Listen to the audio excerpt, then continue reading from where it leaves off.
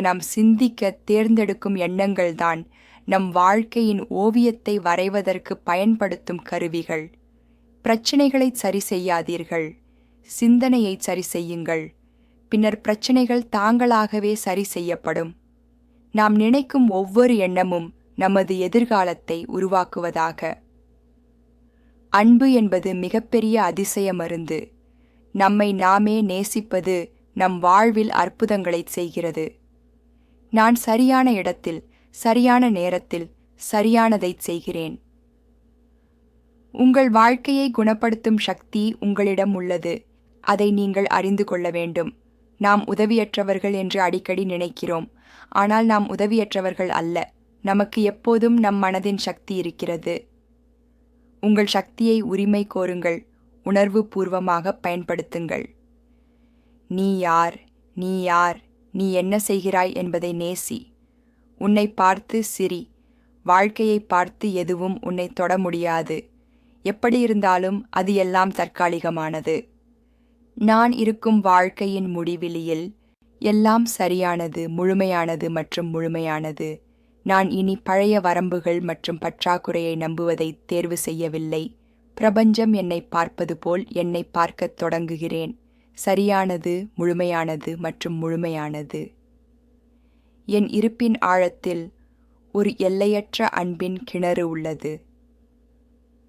நினைவில் கொள்ளுங்கள், நீங்கள் பல ஆண்டுகளாக உங்களை விமர்சித்து வருகிறீர்கள். அது வேலை செய்யவில்லை. உங்களை நீங்களே ஒப்புக்கொள்ள முயற்சி செய்து என்ன நடக்கிறது என்பதை பாருங்கள். உங்கள் தனித்துவமான படைப்புத் திறமைகள் மற்றும் திறன்கள் உங்களுக்குள் பாய்ந்து வருகின்றன, மேலும் அவை ஆழ்ந்த திருப்திகரமான வழிகளில் வெளிப்படுத்தப்படுகின்றன. உங்கள் படைப்பாற்றல் எப்போதும் தேவை. நம் மனதில் அமைதியையும் நல்லிணக்கத்தையும் சமநிலையையும் உருவாக்கும் போது அதை நம் வாழ்வில் காண்போம்.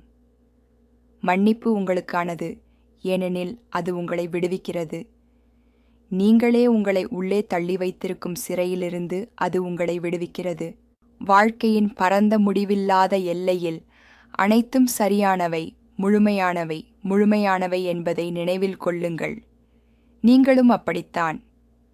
உங்கள் தாய்க்கு தன்னை எப்படி நேசிக்க வேண்டும் என்று தெரியாவிட்டால், அல்லது உங்கள் தந்தைக்கு தன்னை எப்படி நேசிக்க வேண்டும் என்று தெரியாவிட்டால், உங்களை நீங்களே நேசிக்க கற்றுக் கொடுப்பது அவர்களுக்கு சாத்தியமற்றது. நாம் மன வேலைகளை செய்ய தயாராக இருந்தால் கிட்டத்தட்ட எதையும் குணப்படுத்த முடியும். கடந்த காலத்திற்கு நம்மீது எந்த அதிகாரமும் இல்லை. நமக்கு எவ்வளவு காலம் எதிர்மறையான முறை உள்ளது என்பது முக்கியமல்ல. அதிகாரத்தின் புள்ளி நிகழ்காலத்தில் உள்ளது. உணர வேண்டியது எவ்வளவு அற்புதமான விஷயம். இந்த தருணத்தில் நாம் சுதந்திரமாக இருக்க ஆரம்பிக்கலாம். நான் இருப்பது போல் ஏற்றுக்கொள்ளப்பட விரும்பினால் மற்றவர்களை அவர்கள் இருப்பது போல் ஏற்றுக்கொள்ள நான் தயாராக இருக்க வேண்டும். ஒரு பிரச்சனை இருக்கும்போது செய்ய ஒன்று இல்லை, தெரிந்து கொள்ள ஒன்று இருக்கிறது. ஒவ்வொரு அனுபவமும் ஒரு வெற்றி.